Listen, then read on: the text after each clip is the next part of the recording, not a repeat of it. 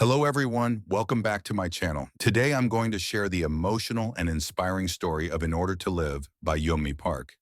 It's the true story of a brave girl who escaped North Korea to find freedom. This is a book that will make you think, cry, and feel thankful for the life you have. Yeonmi Park was born in North Korea in 1993. She grew up in a country where people have no freedom. They can't speak freely, watch movies, or leave the country. Everyone is told to worship the leader like a god.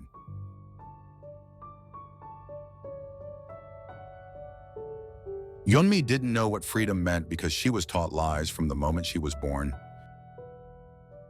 In North Korea, the government controls everything. What people say, what they read, and even what they think.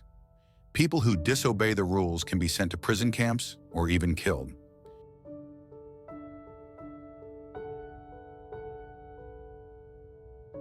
Yeonmi grew up believing that the leader of her country, Kim Jong-il, was like a god. She didn't know anything about the outside world because the TV, books, and radio were all controlled by the government. Even listening to a foreign song could get someone in serious trouble. Yeonmi's family wasn't very rich. Her father worked for the government and later started trading goods illegally to support the family. But when he was caught, he was sent to prison.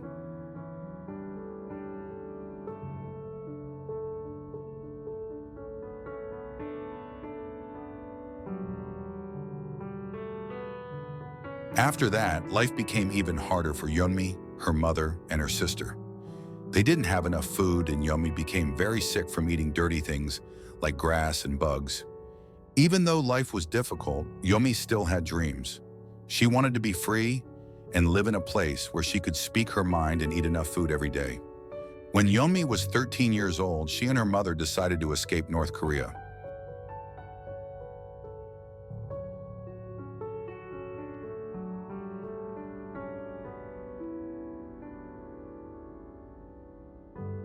This was a very dangerous decision.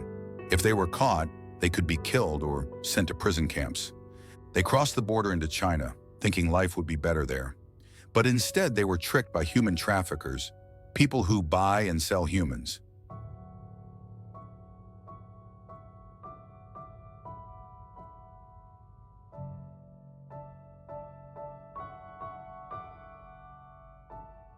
Yeonmi and her mother were separated, and terrible things happened to them.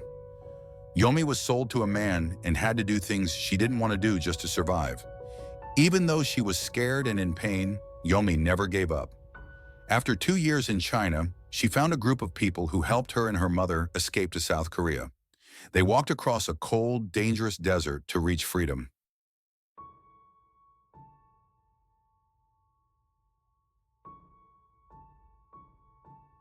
This part of the journey was very hard, and they almost didn't make it. When Yeonmi and her mother finally reached South Korea,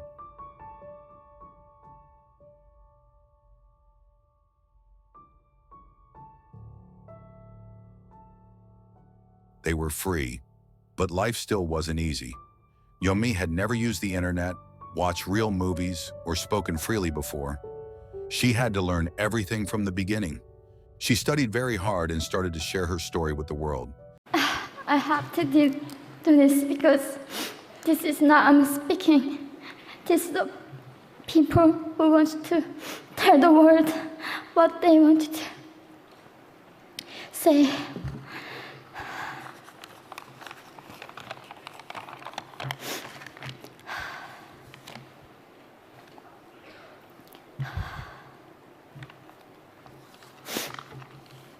North Korea is an unimaginable country.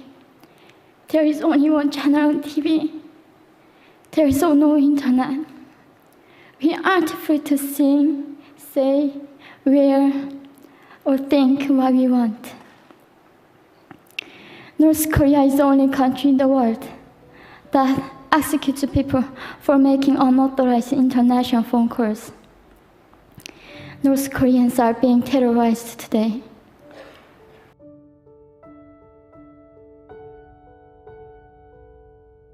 People listened to her and were shocked to learn about the terrible things happening in North Korea. Yeonmi became a human rights activist, which means she works to protect people's freedom and safety.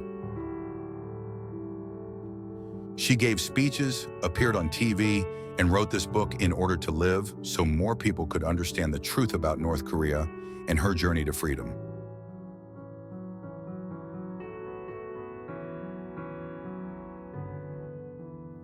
Yeonmi's story teaches us many important lessons.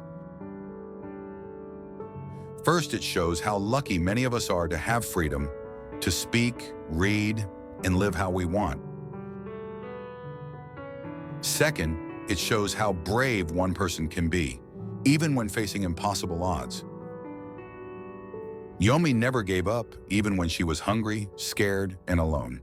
She fought for her life and her future. Her story inspires us to be grateful, to stand up for what's right, and to help others who are suffering. Thank you for watching. If you liked this video, please give it a thumbs up and subscribe for more book summaries. Let me know in the comments which book you want me to talk about next. See you next time.